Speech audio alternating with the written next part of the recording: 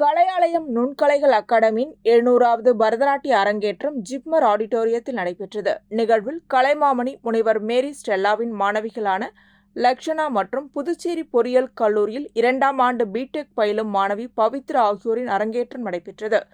3 மணி நேரம் நடைபெற்ற இந்நிகழ்ச்சியில் ஆயிரக்கணக்கான பார்வையாளர்கள் கலந்து கொண்டனர்.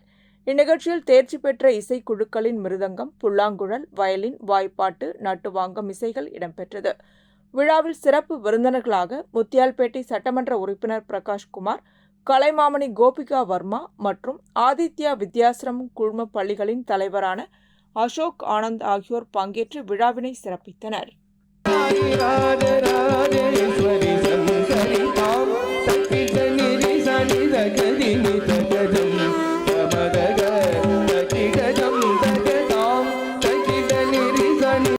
உங்களுக்கு இதே மாதிரி இன்ஃபர்மேட்டிவான கண்டென்ட் வேணும் அப்படின்னா நம்ம நேயம் டிஜிட்டல் யூடியூபை மறக்காம சப்ஸ்கிரைப் பண்ணி லைக் பண்ணி வச்சுக்கோங்க. ஓகே.